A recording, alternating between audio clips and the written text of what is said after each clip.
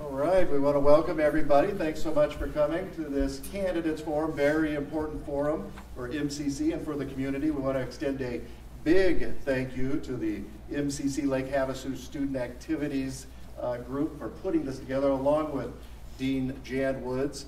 Again, this is a very important event for not just the college but the community, because the MCC governing board members, as you may or may not know, hold a very important role in the elected position, in an elected position in our community.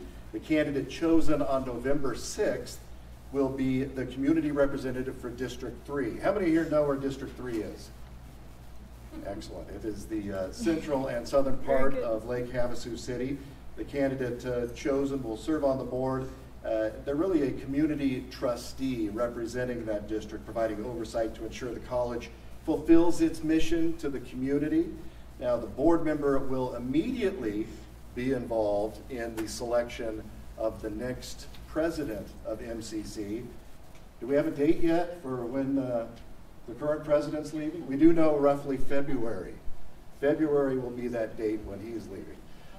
The candidate who is chosen will immediately be in that process to select the next president of MCC. And as you know, that's an extremely important position here. It's going to be the next person, essentially the CEO, who's going to guide the college into the future.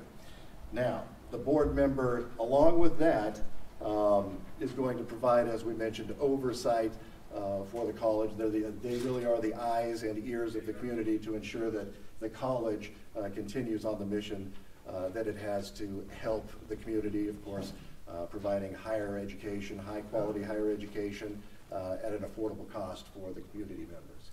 Now, we want to introduce now our candidates, Phyllis Smith and Ashley Pasquale. I also want to introduce over here, we have today's News Herald editor, Brandon Bowers. He'll be the moderator today. He's just off camera for everybody watching online on the YouTube channel, but he'll be up here in just a minute. We want to make sure that everybody who is watching online knows that you also can ask questions. We'll be moderating the forum from the YouTube channel. When you write questions, we'll write those down, and there'll be a question and answer period for the audience at the end after Brandon goes through the first presentation of questions. We have 8 prepared questions. The candidates will have time to answer those questions. Then we'll have closing statements, and then we'll move on to the audience portion where everybody who's here will be able to ask a question. I want everybody here to know that once you ask your question, since people online may not be able to hear it, Brandon will recap your question, and then the candidates will answer. Again, that's after the initial round, which Brandon will talk to you about. Now, let's see if I missed anything. I think that pretty much covers it. Is there anything that I'm missing, Mr. President? No? Let's go ahead and hand it over to Brandon Bowers. Thank you. I usually like being off camera. That's just why I'm in newspapers, because I don't have the face for this, but they asked me and I agreed to do this, so thank you for having me. I'm going to go over the rules. Basically, we will give each candidate an opportunity to answer each question in 3-minute periods. Each of them will get a 3-minute introduction statement and a 5-minute closing statement. In the other room, we did a coin flip, and Ashley Pasquale won or lost, depending on your view of things. She'll get to go first, and then we'll alternate the answers for the questions from there. I think that's it as far as the rules go. We can begin with the 3-minute introductions. I guess that's Ashley Pasquale first. Okay. Just going to turn this a little bit.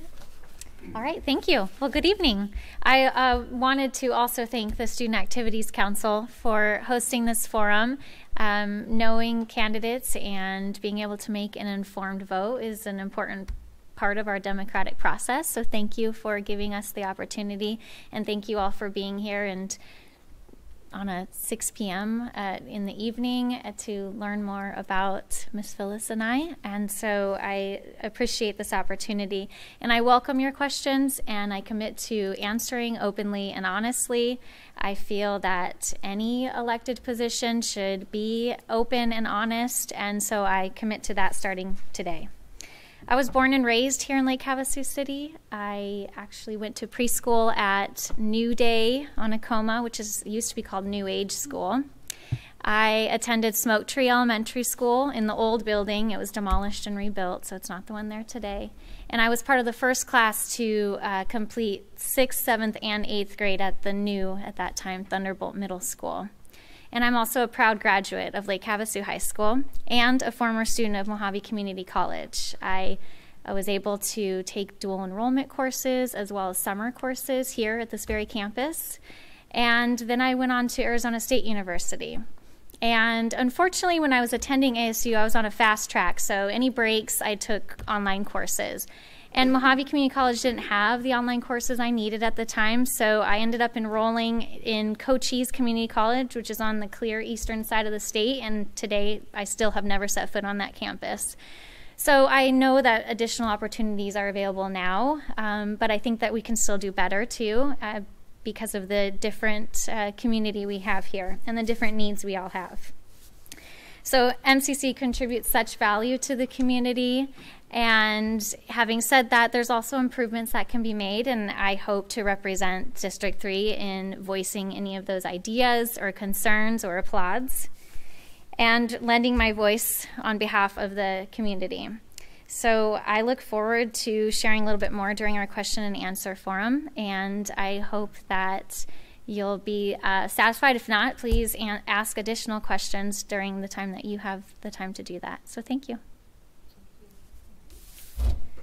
Okay, with a few seconds to spare, next is Phyllis Smith. Well, thank you very much, and thank you to Sunshine and SAC for hosting the event tonight. I know you had to put this together in a rather quick fashion, and we do appreciate it, and thank you to everyone for being here tonight, and we do honor the fact that you're part of our community. I put a little bit of a background piece together there that's on your chair, and rather than bore you with the details of my past, what I'd like to talk about is what I've done since I came to Lake Havasu, working directly with MCC through the foundation and coming to know the school, not being able to contribute to Phoenix College, which was my original alma mater. I was hastened by one of our good friends, a friend of the college who recently passed, Kathy Odell, to become involved in the reformulation of our foundation here in Havasu, and have been a member and worked as several officiating positions with the foundation, and got to know the college and know the staff and faculty and students as a family, and over the past 10 years have been really lucky and honored to work with MCC and represent on the governing board. The fact that it's an elected position is important because you want a general consensus of the person, the type of person you want representing you.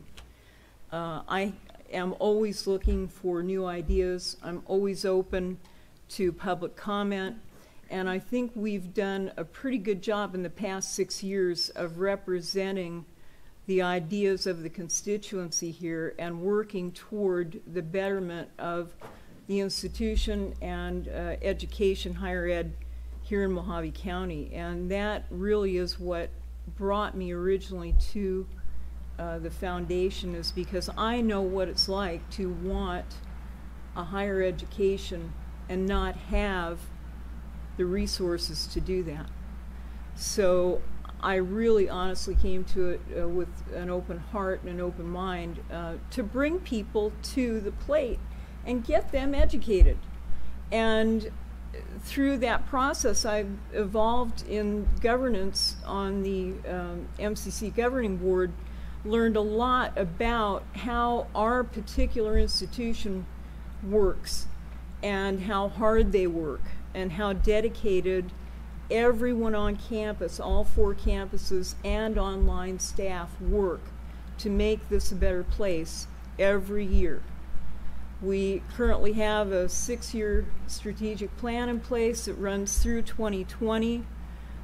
We've been able to benefit the community through fiscal leadership that goes directly to our president, and proper fiscal management, and knowing exactly how and when to plan for expansion and know when to stop. There you go. Thank you.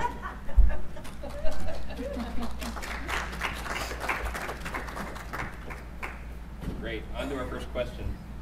This one will also start with Ashley Pasquale, Okay. and we will alternate from here on out.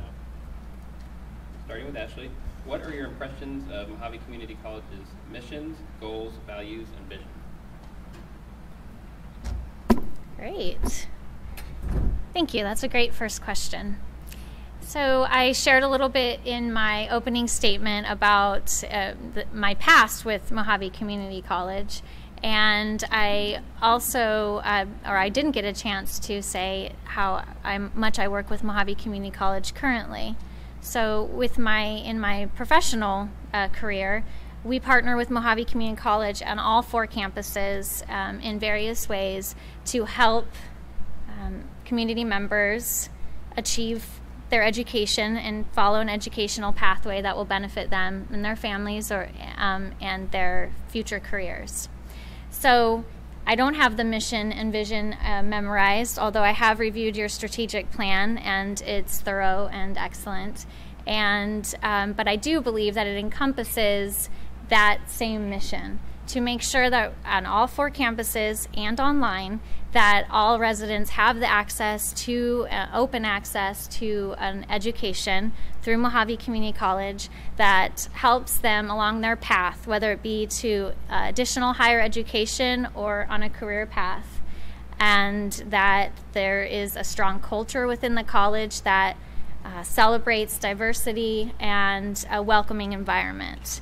And those are definitely things that I would advocate for continuing, and I hope to learn a little bit more about the strategies and the tactics involved in your strategic plan so that I can be a strong voice in moving that forward. Okay, and Phyllis Smith, same question. I can repeat it if you like. Would you please? Okay.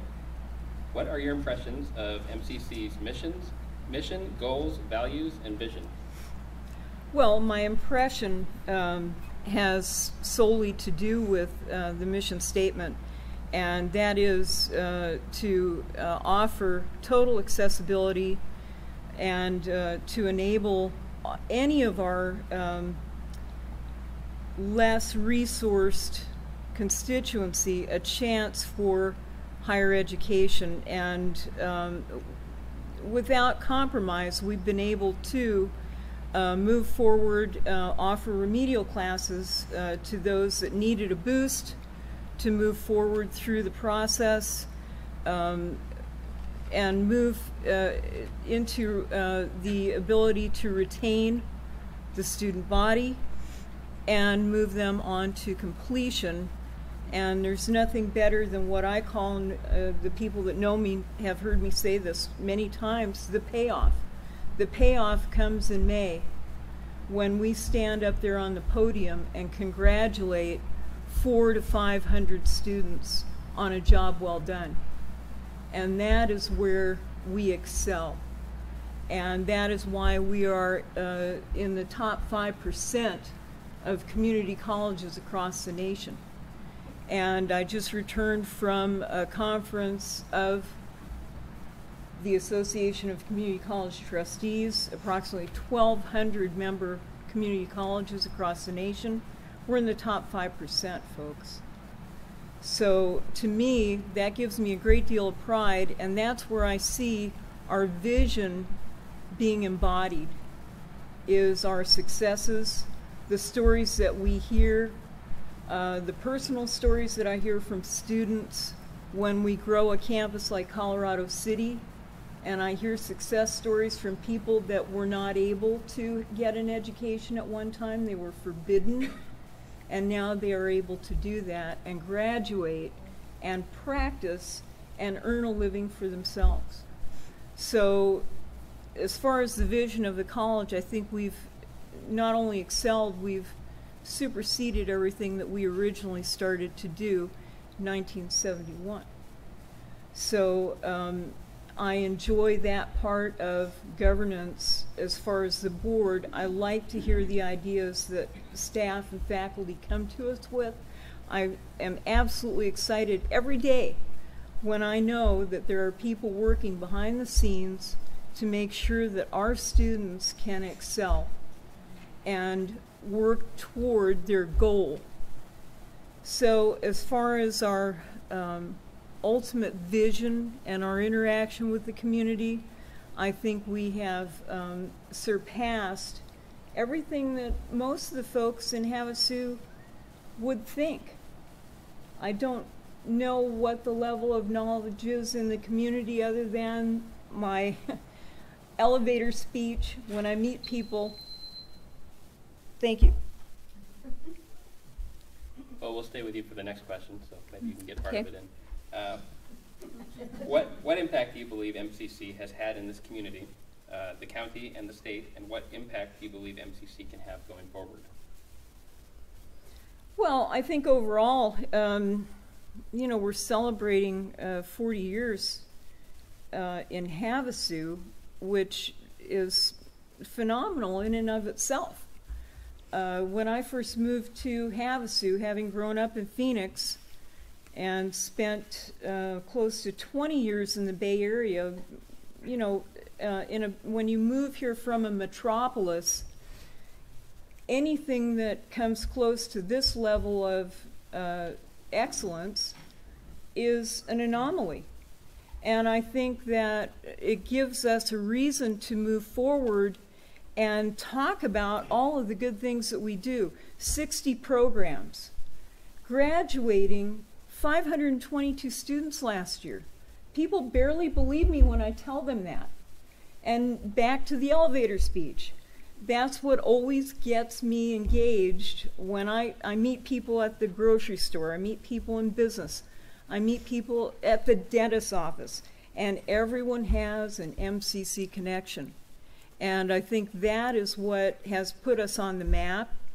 We have a voice at the state level, and not just through our lobbyists or our representatives, but because we have a presence on the state board, and we are able to speak about our successes, make suggestions, and put new ideas forward that a lot of the other bigger community colleges within the state are not exercising right now.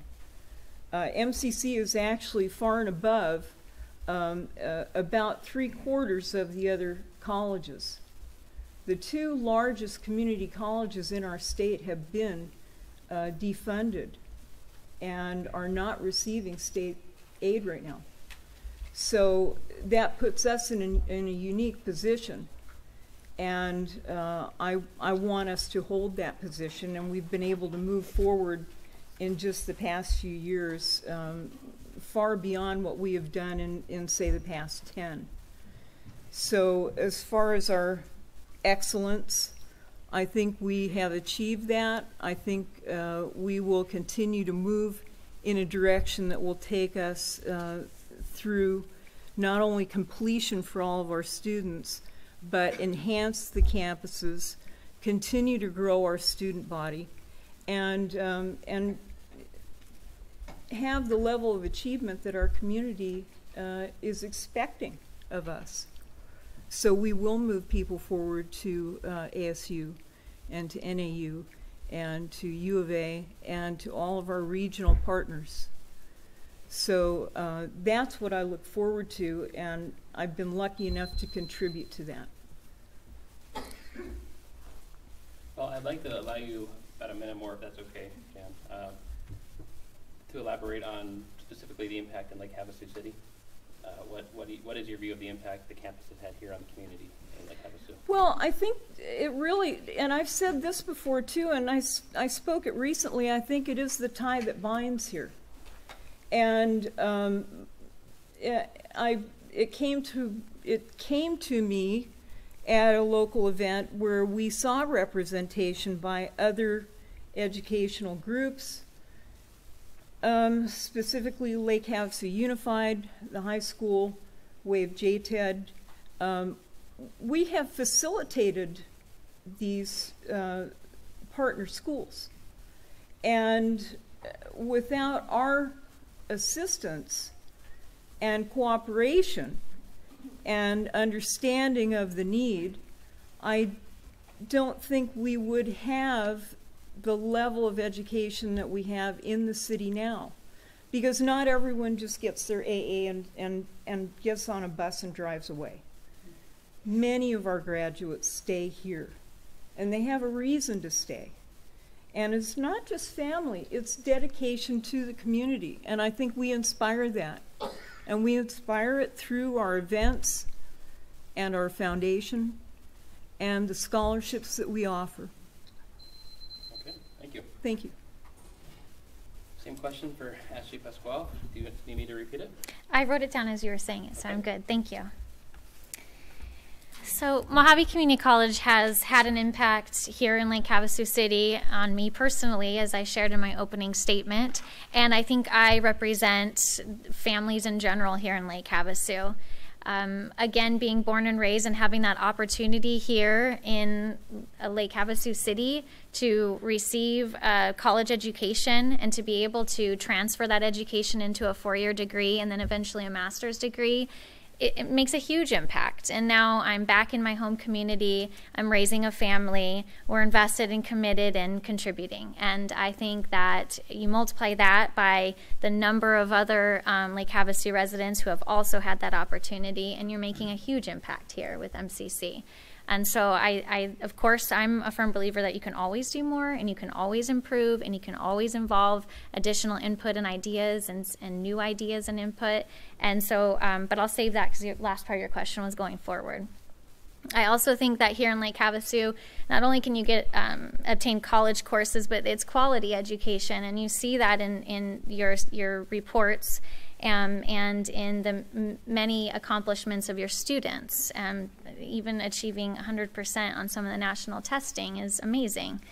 And then, of course, your oh, I thought that was my beep. That went by fast. Of course, you're also providing opportunities into a career path for residents here in Lake Havasu, and you're employing your faculty and your staff. You're providing opportunities in the city beyond just what you may typically think of a community college education. And then, of course, with the partnership with Northern Arizona University, there's a clear pathway into that 4-year degree on campus. And then across the county, there are multiple degree and certificate vocational programs that put people onto the career path that they choose. And on your Bullhead campus, there's a great partnership with the Legacy Foundation and also that oral health and dental hygiene program. So there are many areas, and people can really choose what they want to do, although it's scattered a little bit across the campuses. And as far as the state goes, I think Ms. Smith talked about some of the standings, and I also know that Mojave Community College is a partner in the Governor's Achieve 60 Arizona, so the goal is that 60% of Arizona residents will have some higher education. I think that is amazing to be part of that too, and it's a great goal to set, and hopefully in our county maybe we can even go higher than that. So going forward, I think that Mojave Community College can make a greater impact if the wonderful programs, degree programs, and certificates are offered across all campuses in some way, being diverse and specific to meet the needs of the community. I have to end there. Well, we'll go on to the next question with you. There is a fine line between having enough information to make good decisions and getting involved in administrative details. All boards sometimes struggle with this. In your experience, how do you decide what you need to know and what is best left in the hands of the president, the administration, and or the faculty and staff? That's a great question. So I'm going to continue with the one last piece from the last question because I think it segues into this response as well. To make a greater impact locally, I think that Mojave Community College can be more involved locally. I mentioned a great state partnership. I think there are many other partnerships here within the city and the county that can help Mojave Community College do more. And one of those areas would be in forecasting what's needed or what's to come. As a student, you don't want to finish a program and then go out into your community and find that there are no jobs available, because the forecasting wasn't there to see that there was an economic need in the community. And on the flip side of that too, there are things, being involved in seeing what our city needs and what our county needs. You can project where we're going to be missing and where, as far as missing employees, and where someone might have a great future, a potentially great future. So seeing that and preparing some courses or programs to be able to meet that need, you're setting up students for success, and you're also contributing back to the community to be able to provide educated employees that are ready for the workforce. So I think, could you repeat the last part of your question with that? Oh, and never mind, you don't need to. Thank you. So in doing that, you do have to have public input. You do need those ideas because you don't know what's coming up down the line. And so you have to have a level of input to the board, but also the board going out into the public. That is not the same as micromanaging your soon-to-be and current highly qualified president and their ability to hire highly qualified staff to do the job well. And so with great leadership, you can set up the mechanisms to make sure that those supports are provided, and you don't need to micromanage your staff or your faculty in accomplishing that. Okay, Phyllis Smith, I can repeat the question if you like. If you would, please. I was afraid you were going to say that. There's a fine line between having enough information to make good decisions and getting involved in administrative details. All boards sometimes struggle with this. In your experience, how do you decide what you need to know and what is best left in the hands of the president, the administration, and the faculty and staff? Well, the reason that's an excellent question is because it gives me a chance to brag a little bit about our president and how forthright and open he has been with our board. And I know I speak for all 5 of us when I say this. He never pulls any punches. He tells us what goes on and gives us the opportunity to rebut, to make suggestions, or to vote against an idea. And sometimes voting against an idea is not a popular thing to do. Governance within a community college board with only 5 members can be a little bit sticky at times. And so we have to take into account how things are presented, why they're being presented, and what the ultimate outcome is going to be. And of course, outcome is what we're here for. So we do look to our president to give us the proper choices, not just outline what we're going to do. And so we do have a chance to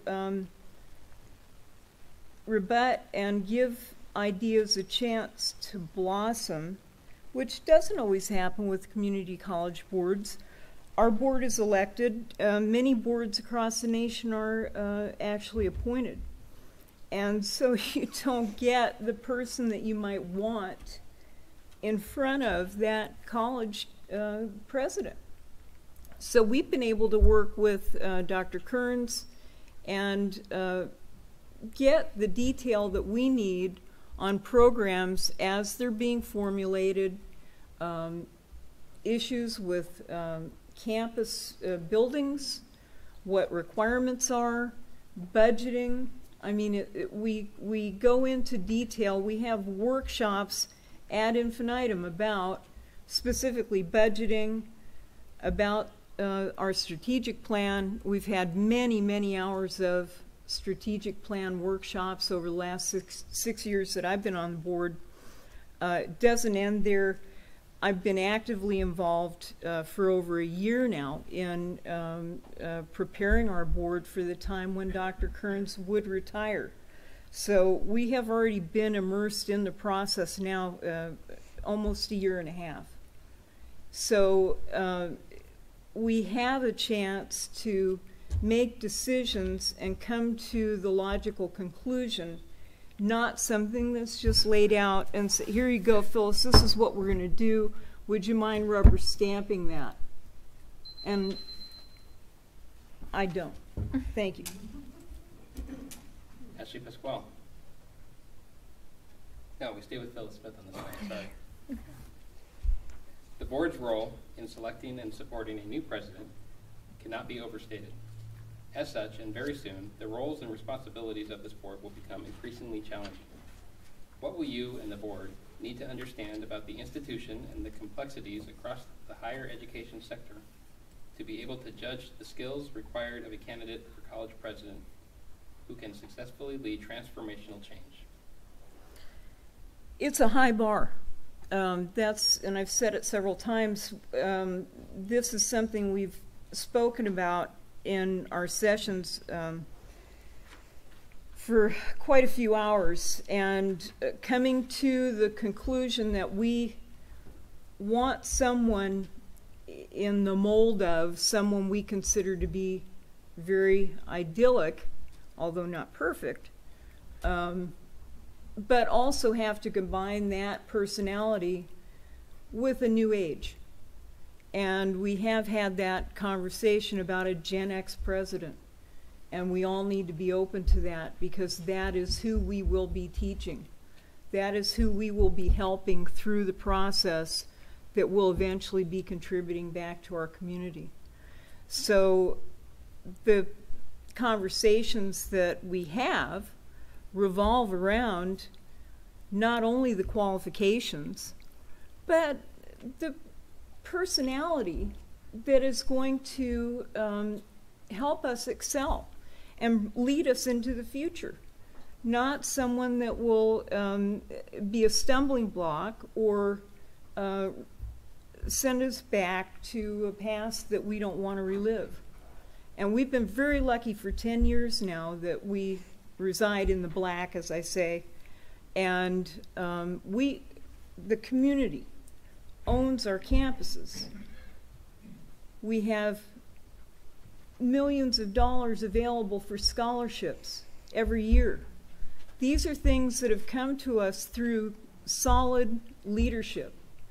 And so those are all the things that we have to put in order to say, well, these are the qualifications that we're looking for. And most recently, we did line out a qualification standard with input from the entire board, human resources, and formulated what I think to be a very good outline of requirements. So I'm looking forward to seeing those CVs. And recently, just this past week, sat in on executive workshops about succession and how we would go about working it through the process successfully to benefit everyone, so that there isn't stress on the campus, so that people aren't talking amongst themselves and saying, oh, I wonder what's going on. We want it to be smooth, and we want it to be acceptable, and we want people to be happy at the end of the day with our choice. So after that's said and done, I think we would have a leader that would excel and would work with the board and give us the information we need. Okay. Ashley Pasquale, same question. All right. Repeat it if you like. Yeah, thank you. So that is a critically important decision that the board will be making. And as I mentioned in my previous response, the board hires the president and entrusts the president to then hire qualified staff. And so that the board should not ever overstep their boundaries and get into micromanaging. So it is important. And I do applaud MCC for developing a tool to gather community input on the qualities that we want to see in the next president. And I'm hopefully that many of you responded to that survey, and that is being considered in when we review the resumes and the applicants. Of course, everything outlined in the job description, expertise is necessary, but the skills and competencies in a person's ability to listen, those can be demonstrated in a variety of ways through interviews and other conversations, and that gives you a peek into how they can lead. And so I think that's also important, and that's not something you'll see on paper. I think that it's also important that the next president is very open-minded and can be flexible and adapt what the community college is doing in order to work with all generations. You know, you're never too old to learn, and so there are a variety of age groups and students from different generations attending Mojave Community College, so it's really important that the next president can lead that momentum across all age groups. And then finally, I think to have that ability to think in systems, that like big picture thinking with the attention to detail that's also necessary. There's a lot going on, even just in Lake Havasu City. And so if you make one change or if you try something new, it can have a ripple effect. And so being able to lead in a way that's really looking at all areas of the system and being a big picture thinker will, I think, be a positive addition to Mojave Community College. Thank you. Staying with Ashley.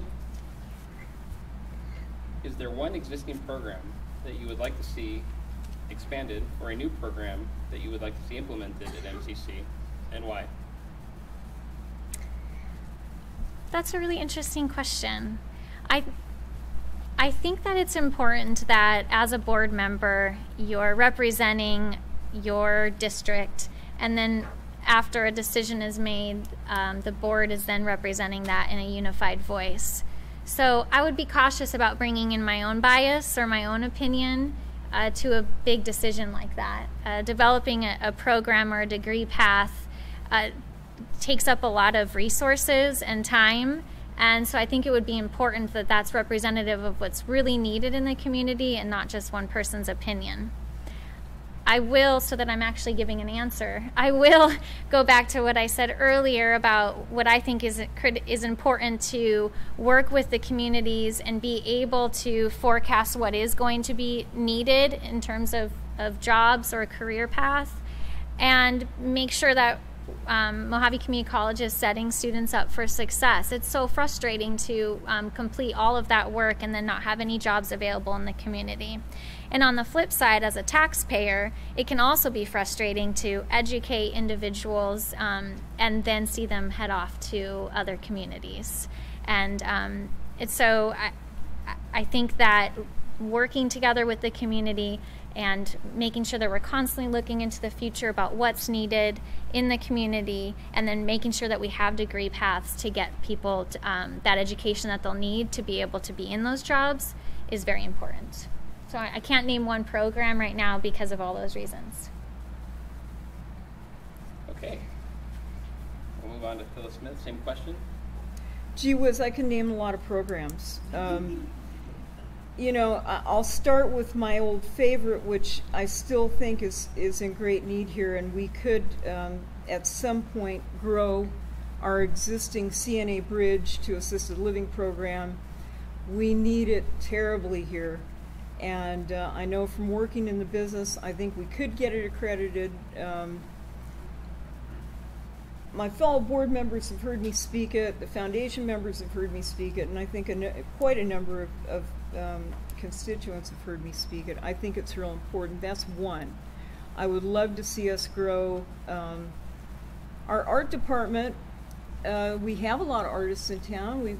We spent a lot of money on that new big beautiful building, and I know enrollment is up this year, but I still would like to see it full and in use all the time. we want our artists to excel here and not be stuck in a small gallery off Main Street when they could actually be enjoying the use of a brand new facility with plenty of expensive equipment. I never had that luxury at Phoenix College. We had to pay for everything we had through selling our artwork and including photochemicals. So I know what it's like to be a destitute community college student, and I also know what it's like to have a need in a community that is currently a vacuum. So we, Ashley mentioned the diversity of the population as far as age. Absolutely. Seniors, when I went to school in Phoenix, were the backbone of the community college. And I also have said that for years. It's true. We would not have been able to springboard half of the accredited classes that we had if we had not had our seniors re-enrolling year in and year out, and people that became our friends and mentors. And so, yes, we have a need, and I'm not afraid to voice it. I think that's what we're here for. I'd love to hear some of the ideas from the constituency. Unfortunately, I've never heard from Ashley, and apparently she has a need, and feels like there should be things changed, but I've never heard it. So I look forward to hearing from the constituency. I get communications on a regular basis, and I'm sure some of you know, ballet was one of those, and most certainly I heard a lot from ballet parents as we worked our way through that transition. So I'm no stranger to controversy or to speaking up about what I think we need for our particular community. Thank you. May I respond? Yeah. Okay, great. Thank you. I just wanted to take the opportunity to respond. I know that there in Lake Havasu City and really across the county and the state, there was and in many areas still exists a huge teacher shortage. That impacts the community in tremendous ways. And so I think that community colleges, MCC in particular, can provide a very nice pathway into a teaching certificate and grow our own educators here from our community that will stay in our community, not just come here from other areas of the country and get their one-year experience and then move back to their area of the country to get a better salary. So Mojave Community College is in the right place to be able to fully develop their education program from early education and up to high and beyond, and then make sure that we're keeping students on that pathway by partnering with Arizona State University locally, who just added an education degree, so that there's a nice and we have our own people, and we trust that they'll stay here and give back to their community. That's one area that I know the board has been approached with, and working with the deans of various colleges to be able to provide that pathway. There's not a lot of agreement in how and what that would look like, or that's even a necessary profession, especially when it comes to early education.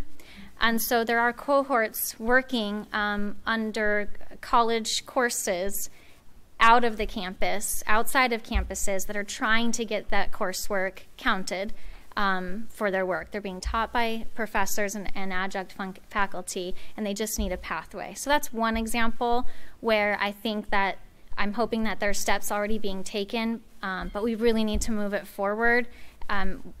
In some communities, they are bringing in using international programs to bring in teachers, which is great, but I think if you're having teachers come in from the Philippines when you could just grow your own here in the community, you would be more successful in maintaining and keeping those teachers here. That's it. Thank you. Okay, we'll stay with Ashley, but I'd like to ask a similar question, perhaps stated a little differently.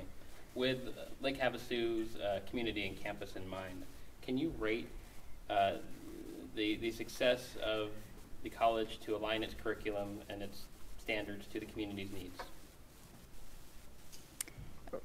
And then give us a reason how you might improve that. What kind of rating are you looking for? 1 through 5. How about Okay. that? 5 being the best. Okay, 5 being the best. You know, that's tough. I think that in some areas, the community college has been responsive. The EMT program and the nursing program. I think, so you asked for Lake Havasu City campus specifically.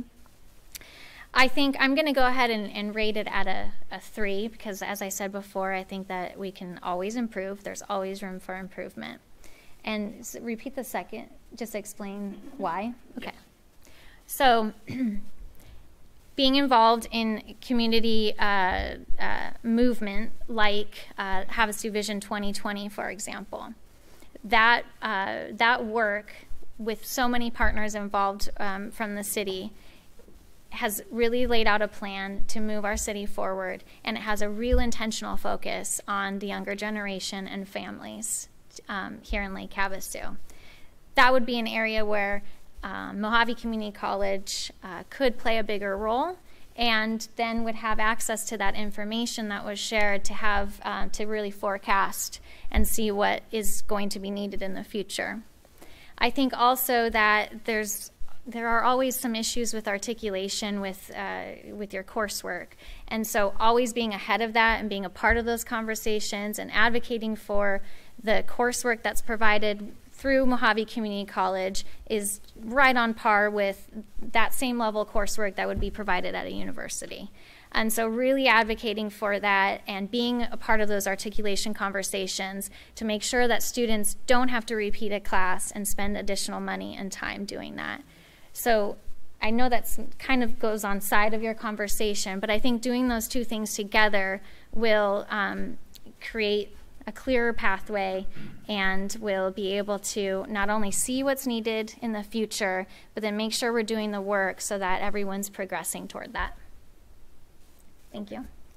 Phyllis Smith, same question. I'd like you to rate, with Lake Havasu's campus and community in mind, the college's aligning of its curriculum to the community's needs. Well, I can best see all of our courses mirroring the need that we have here, you know, with the exception of a few. And I'm going to pick one of our outstanding courses right now, which is the physical therapy assistance. And I saw that room before it was ever a true study shop, okay? And it was an automotive storeroom, and with the blessings of a great donor, we were able to move that program forward. It has grown 3 times its size in the past 8 years. Again, under good direction, with very little turnover. I'm hard-pressed to think of anyone we've recruited from the Philippines lately. I don't think we have a lot of turnover, at least to the extent that Ashley presented. I know it's that way in K-12. We don't operate that way. And we actually offer a very substantial living wage, even for starting faculty.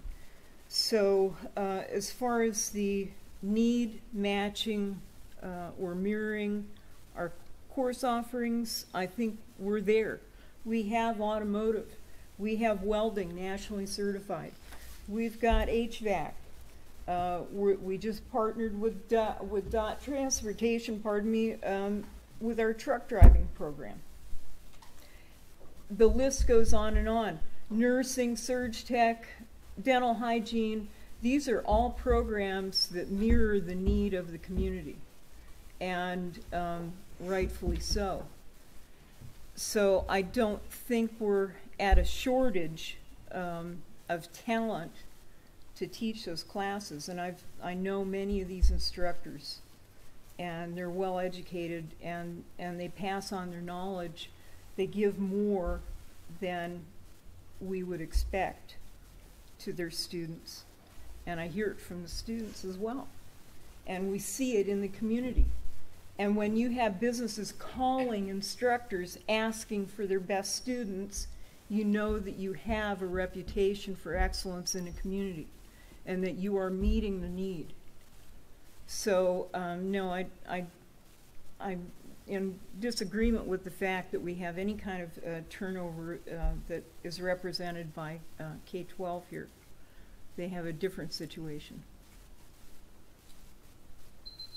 Would you like an opportunity to respond? Well, and you're right. Just to clarify, when I was talking about the international programs, that is indeed with the kindergarten through 12th grade and the school districts. And there are several classrooms today, in fact, where international teachers are being used. And so I was talking about K-12. You're right.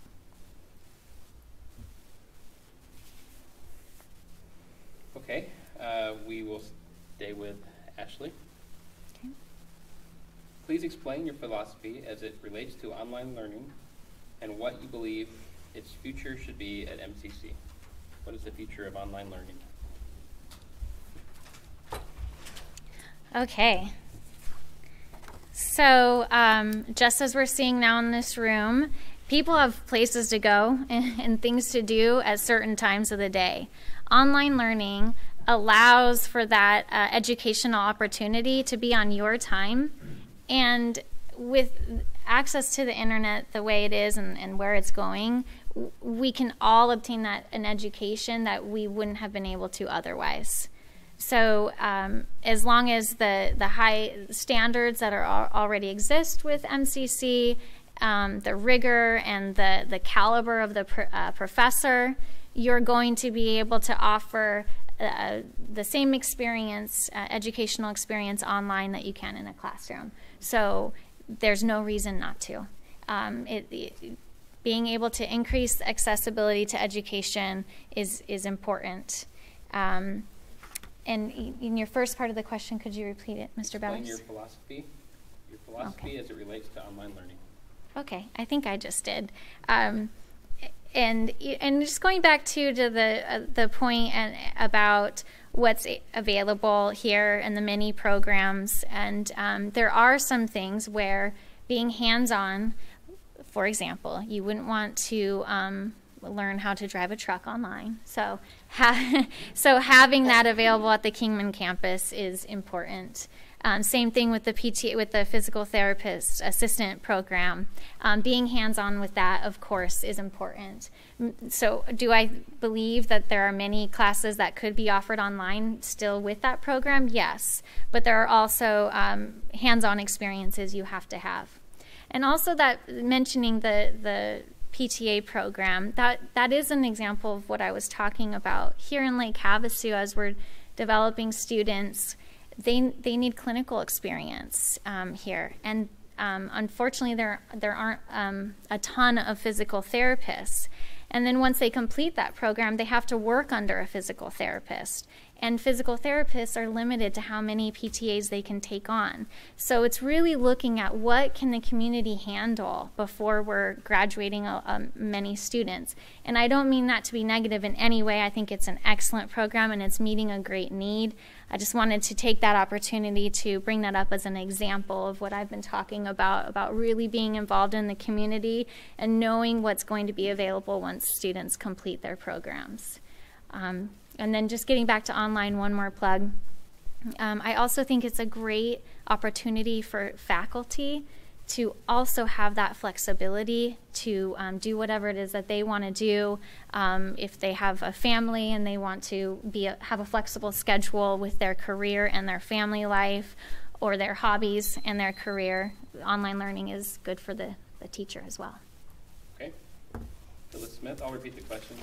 Please explain your philosophy as it relates to online learning and what you believe its future should be at MCC. Well, right now online is the major contributor to our cohort. So, you know, we have to face the fact that there is a need there, and tailor our classes. Of course, not all classes, as Ashley mentioned, can be taught online.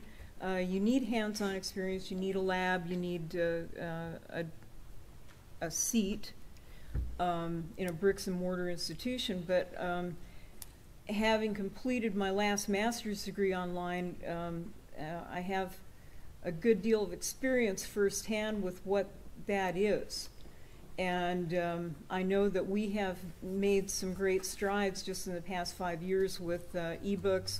We're saving a lot of money. I spent a lot of money on hardback books for online classes before ebooks were available. And so we've moved heaven and earth really to upgrade our IT situation so that we can be back online if we happen to go down. We can be back up online now in 45 minutes, I believe was the last estimate, when it used to take a couple days when we would go down, which would put a lot of people out of business. Especially if they need to turn in late papers or had to take a class on a certain day or night, and that happens too. It's not all at your convenience. There are scheduled times. There are certain times when instructors are available and when they're not. So, and of course there are also group discussions that you have to join in. And deadlines on papers, and I had many deadlines. I was having to meet a deadline every week for a number of years, every Monday night. And if I missed it, if it rained and Frontier went down, I was in big trouble. They didn't take those excuses, and so I think we've really gone above and beyond what a small community would normally be capable of. We have a super IT group. People get a lot of help, and they are able to remotely pass classes and complete their education without making the trip to the campus. So my philosophy is, yes, we need it. It is the future of education. We can't get around that. Do I like a bricks and mortar campus and talking to my instructor, my mentor in person? You bet. It's really helpful. But I also got good feedback and a lot of support from online instructors. Thank you. Okay, staying with Phyllis Smith. What role do you believe student clubs and organizations play in student success? Wow, I can't overstate that one. Having been a foundation member now for a little over 10 years, I have to tell you, there is a great deal of participation that has gone on and does go on between the clubs, the foundation, the participation between SAC, PTK, the foundation. It's been a great experience, and we've met so many engaging and dedicated students that have gone on to help us a lot with our events and raising funds that we wouldn't normally have been able to do. We're a small chapter, but dedicated, so we do look to the clubs for more physical assistance than anything else. You guys have more money than we do, so we don't need your money, but it is nice to have the support and and see new faces and get feedback. I mean, that's where I really get the most feedback, is when the folks show up and they're very candid about what their goals are and where they're going to be in 5 years. And some people will readily say, well, no, I want to get my degree, but yes, I am moving on to someplace else. But they have a plan, and I'm not against that. I moved on, but I moved back. Ashley moved back. Sometimes you have to move forward in order to circle back around and contribute. So, and that is a learning process that starts when you're young and vibrant, and you find out, and age like fine wine, and learn that the contribution is part of the reward. And that's, for me, has been a great reward over the years to work with the really great people in the foundation and watch folks do things that they didn't think they could do. We hear success stories all the time and boast of it. So on both sides, both the college proper and the foundation, we have some really dedicated students that move these events forward. You know, the relays and the, you know, the gee whiz, Punkafest, Shines, all of the things that we do, we couldn't do without the help of our students and the clubs. So, no, I'm all for it, and I think it's an important part of each campus. Ashley Pasquale, what role do you believe student clubs and organizations play in student success? I think that student clubs and organizations play a huge role in student success. I think that clubs and organizations give voice to groups of students. I think that just participating in a club or an organization gives you practical experience in working with teams, working through projects, putting on events like tonight's forum. And that working as a team and managing a project grows leadership skills. So it goes beyond what you're learning in the classroom, and you're actually enhancing your learning experience. So of course that's great too. And with those leadership skills, you're growing your confidence and you're growing your communication skills. And with all of those things, you're going to be able to provide peer support or mentorship too. And add all of that up, and you have increased your engagement in school in general. And that is also helpful in getting to those graduation rates too. So I can't think of any negative thing to say about a student club or organization. I think that that brings that family atmosphere into your schoolwork. And then again, just it helps the individual develop those leadership skills and confidence too. Thank you.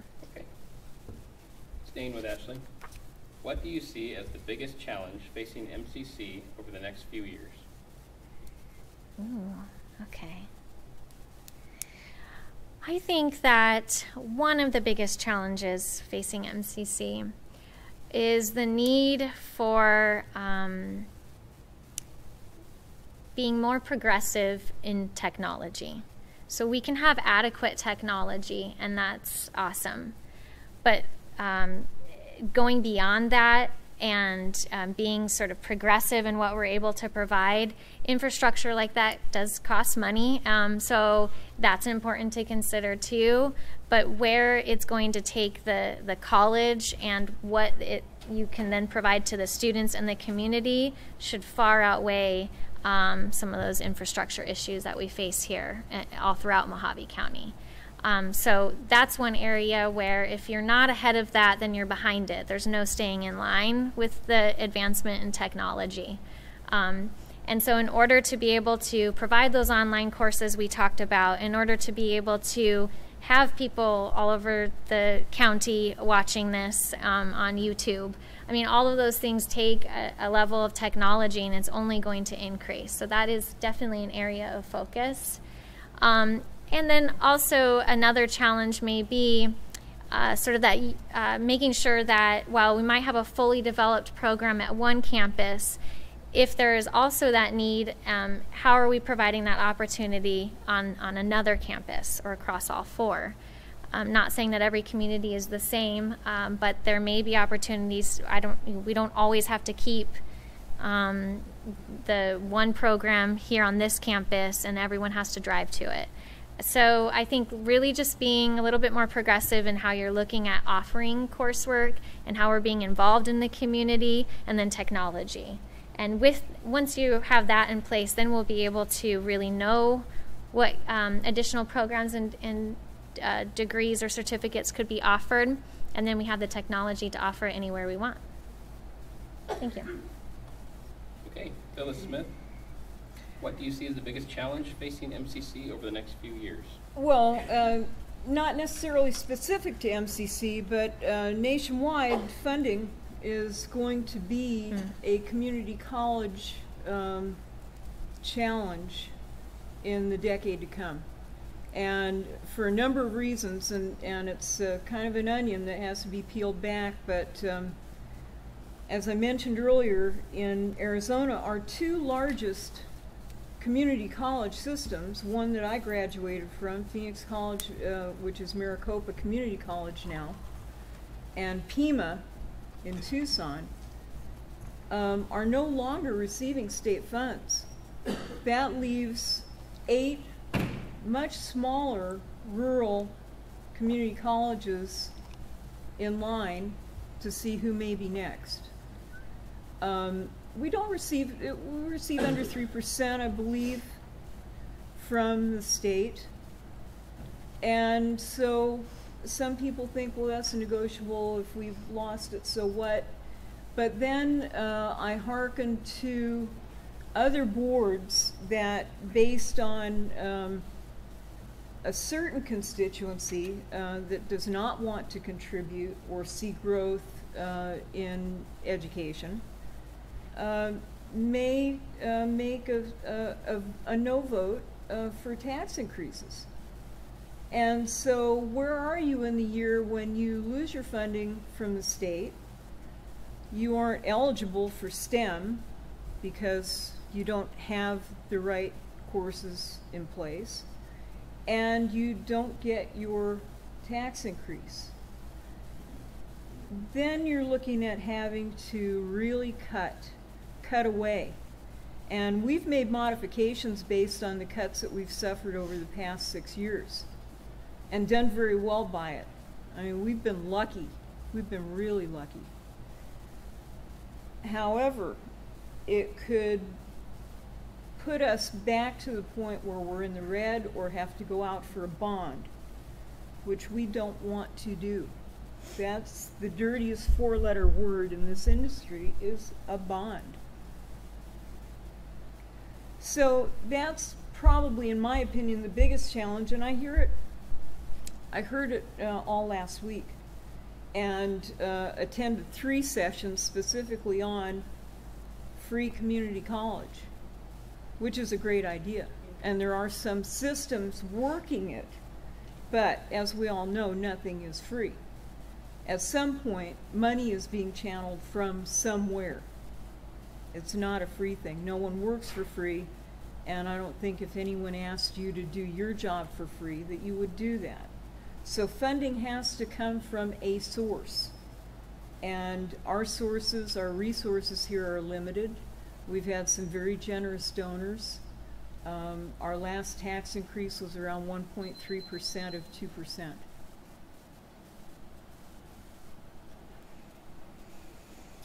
Okay, and I believe we're going to open it up to the audience now. If there are any, want to do the closing statement first? Okay. So we will. I don't remember who won the coin flip on that one. Oh, well, so Ashley went first On the to begin with, Okay. so I'm Okay. Phyllis Smith gets to go first on this one. okay. Closing statement. 5-minute closing statement, please. Okay, very good. Well, I don't know that I need 5 minutes, but I'll talk until the beeper goes off. You know, the thing is, you know, I came prepared with a lot of statistics and studied up, and I didn't know how smart this lady was. But the thing is, folks, I come to this honestly, and I really do care about this institution. As far as my time on the governing board, I've really enjoyed it and learned. I'm still on a learning curve. 6 years doesn't get you there. You would think it would, but I'm still really in the beginning stages of learning governance at the community college level. And it is very involved.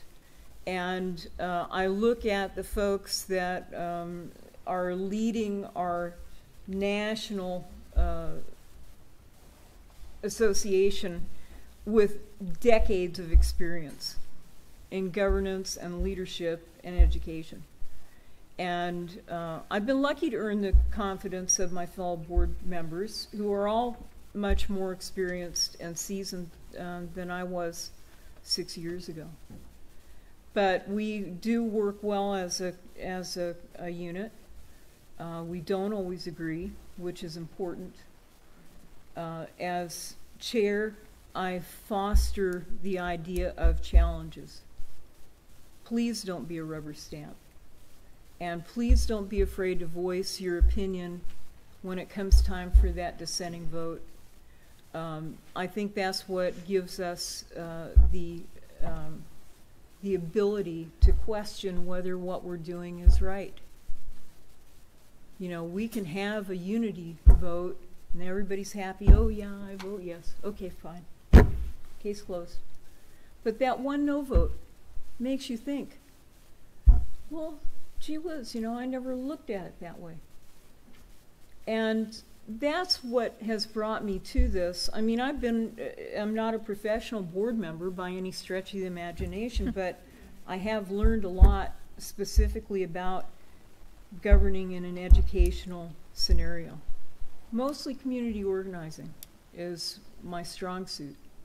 But I know what it's like to be on the other side of the aisle, or to be the person going, hey, you know, what about me? Where do I fit into all this? Where do I fit in as a student? What do you have for me that's going to get me there?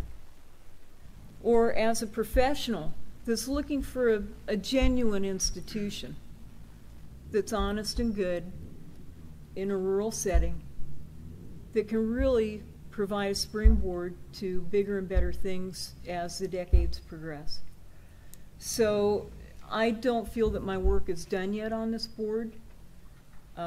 We have evolved about a third of the way through the process of establishing our offering to a potential prospect for the presidency.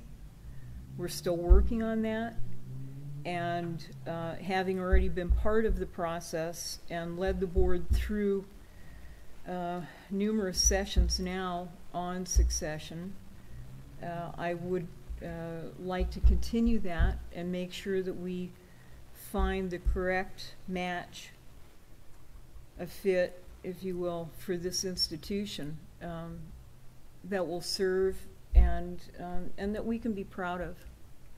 So I think in the whole scheme of things, it's the sincerity of it. It's not statistics. It's not knowing more than somebody else. It's where your passion is and being able to bring people to your way of thinking. So that's, in conclusion, what I would say drives me to this.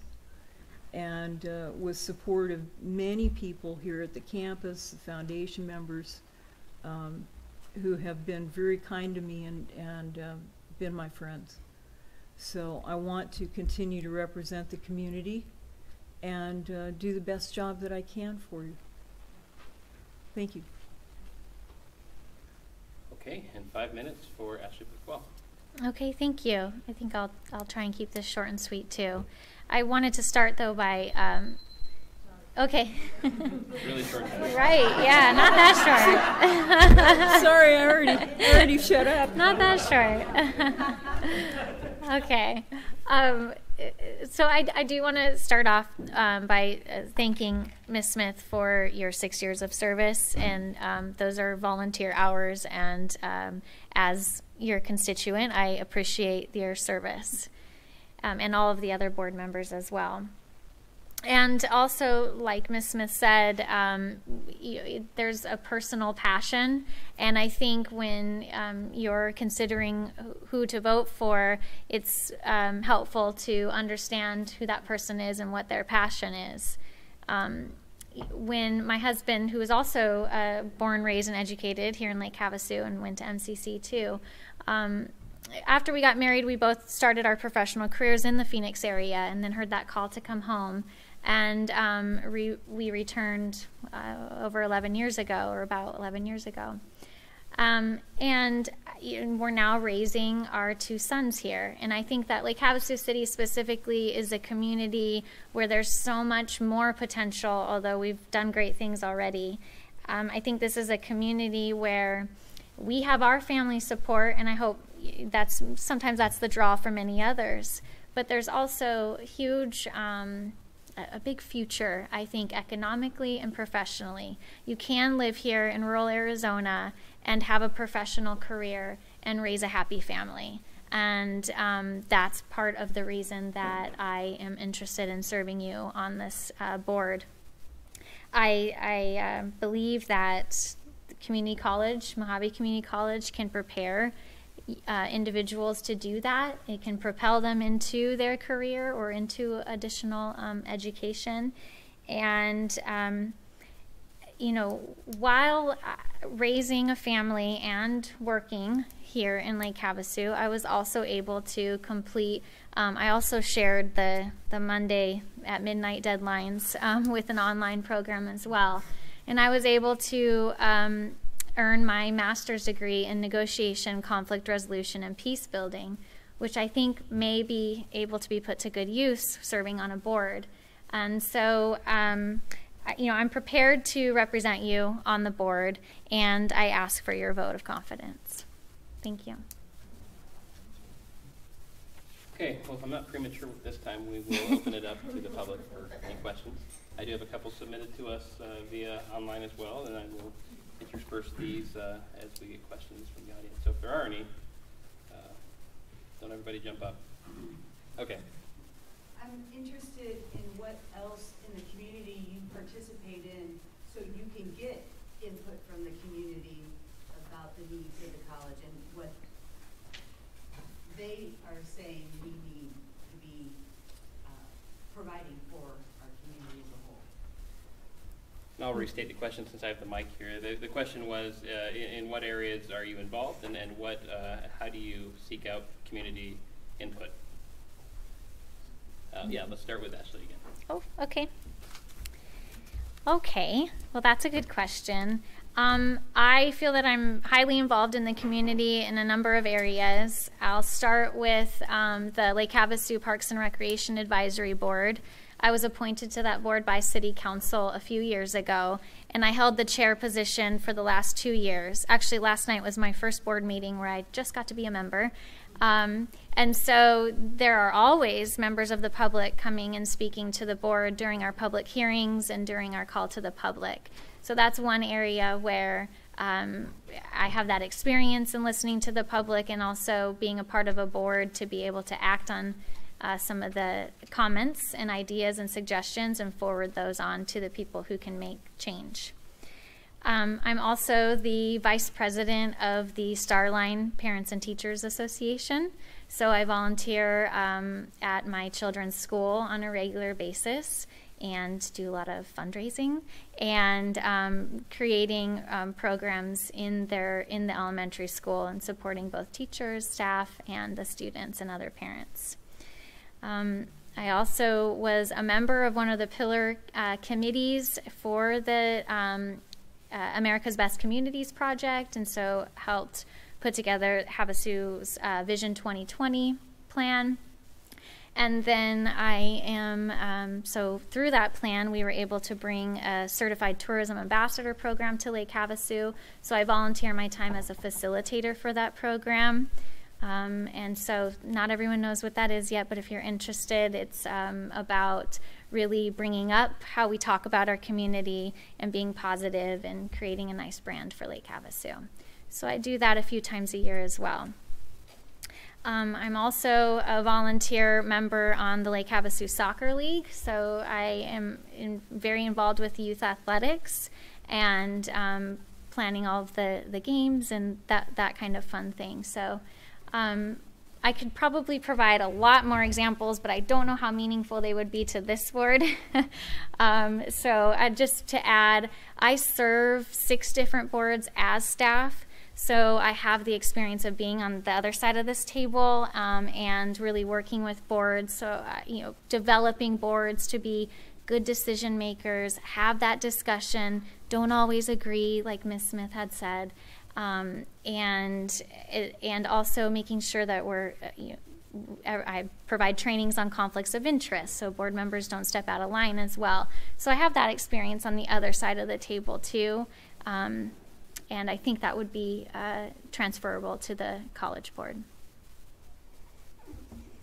Okay, Phyllis Smith, would you like a chance to answer that question? Well, yes, thanks. I am a lot less involved than that.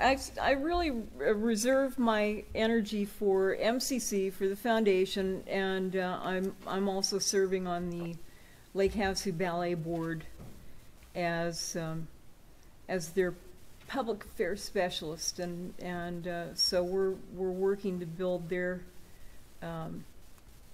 numbers, which now they're up around 125 students.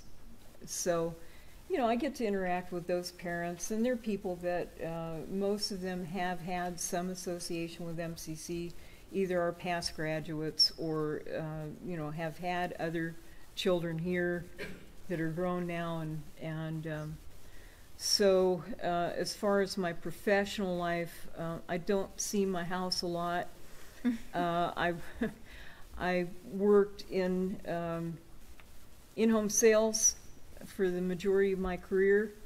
The last 5 years I've been involved in real estate and in-home care. So I've visited many hundreds of folks in their home. I've seen about every situation you can see. I've heard a lot of different stories, and I've seen the ups and downs of the economic spectrum here in Mojave County. And so I talk to a lot of people in the course of a day, and newcomers, and my employer's been here since the beginning of time. So their kids are MCC and ASU graduates, and their kids will be MCC schooled. So I get a lot of support there, and it does give me a chance to have a venue, and I get a lot of cooperation that way, and I learn a lot. I talk to people in the, like I said, at the gas station, in line at the store, the other night at Smith's. The lady at the register was talking about she didn't know where to take her kids for Halloween. And I said, well, MCC's got a big bash coming up. And she goes, oh, what's MCC? And she goes, I'm new here. I've only been here 4 days. Oh. The young man in front of me said, he turned around and he goes, Mojave Community College. And it's like that all the time. And our connections never end. And even the folks that do graduate away come back and they contribute. And I hear all different things. But I have to tell you, I don't hear a lot of bad. I hear good stories. I hear success stories. I hear people that have failed but were given a second or even a third chance at success here. So I get a lot of input, and on a daily basis. MCC comes across my lips every day here. So that's my involvement. And I missed the parade last week, I'm sorry, but I was gone at the conference working through the sessions that we need to bring back to our home turf here and share the information that we're talking about. How do we upgrade? I sat through one session with 3 big corporate CEOs of IT companies from the Bay Area. So, and they have limitless ideas about how to work with communities, especially rural communities, to springboard programs. So it's in the works. And we will see that level of involvement with STEM. We'll at some point be able to garner more money that way. So yes, I do get a lot of input, and that's a good question. Are there any other questions? Well, we had a couple submitted online. First, Mojave, geographically, Mojave County is the 5th largest in the nation in landmass, and that results in a management challenge. There is a conflict with managing locally compared to district-wide. How should MCC be managed, in your opinion? And we will start with Phyllis Smith. Well, regionally, we do cover a lot of territory. It's not an easy job for one person to travel 4 campuses that are several hundred miles apart. If you're leaving even from Kingman to go up to Colorado City is a 4.5-hour drive. So it's a turnaround trip is almost out of the question. And this is something that our president is doing on a regular basis, several times a month, traveling to each one of these campuses. He's managed that quite well, and not to mention trips down to Phoenix for governmental meetings. And I think it does present a challenge. You know, I've lived and worked in other places that had dense populations. Maricopa has 14 schools within, you know, a small territory. So it's not as big of a challenge as it would be if you were trying to cover hundreds of miles in between schools. It's unique. I think it is something that our next president will have to be permitted to entertain and absorb, but I know it can be done, it can be well done, and I think it just depends on your philosophy of management, time management, number one, and also the concept of a rural or remote situation.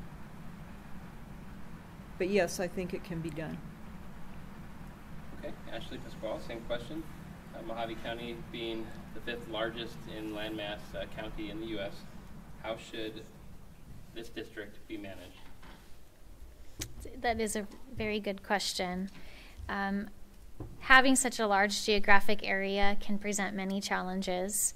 I think that having unique communities all throughout our county is sort of one of the beauties of the area that we live in. But it does present challenges when managing the entire area. In my role with my job, I also manage a large geographic area from Yuma County all the way through Mojave County. And of course, never forgetting about Colorado City as well. And so the strategy to succeed with such a large area is to hire well. So you really do your due diligence in making sure that you know what skills and competencies are going to be needed to perform a job, and then you seek out the right person and you hire the right staff and faculty. And I think that that's something that MCC has been successful at.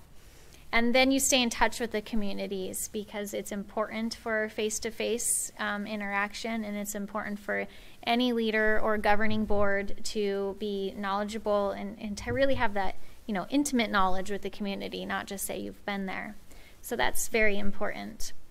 And while I want to emphasize that face-to-face and on-the-ground experience is important, it's also a great opportunity to invest and introduce in advanced technology, so that you're able to almost feel like you're face-to-face with other communities, and being able to use technology in those ways too.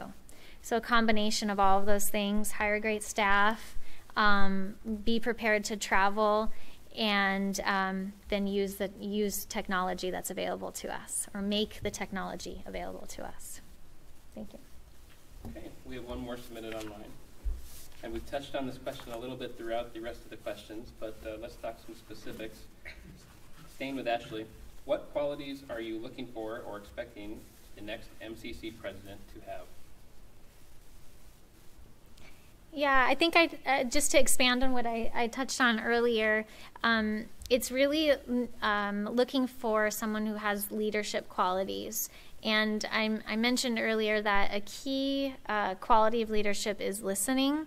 And that's really a difficult skill to determine when you're looking at resumes or their experience that's provided on paper.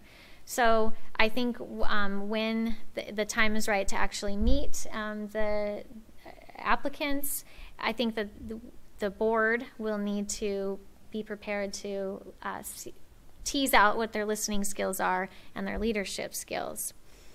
I, again, think that listening to the community and seeing what the responses are from the community survey to see what the community wants to see in the next president is also important. And then just another plug for that systems thinking, and it kind of goes back to that question about the large area of Mojave County. The president will have to be very mindful in thinking big picture so that they can really place all of this together. Yes, each community is unique and you want to be responsive to that, but also how do we act and present ourselves as a unified Mojave Community College, and making sure that faculty and staff have the support they need to continue doing their jobs well. And you know, when your staff is happy, that really has a big impact on how happy the students are, and then how that can have an effect on the community. So it's really important that that the next president can fill those big shoes and move us forward. And I think that those leadership qualities and the willingness to listen to the community, to the governing board that represents the community, and to your staff, and being able to take their ideas forward in a big picture kind of way. Thank you. Thank you. Phyllis Smith, what qualities are you looking for or expecting the next MCC president to have?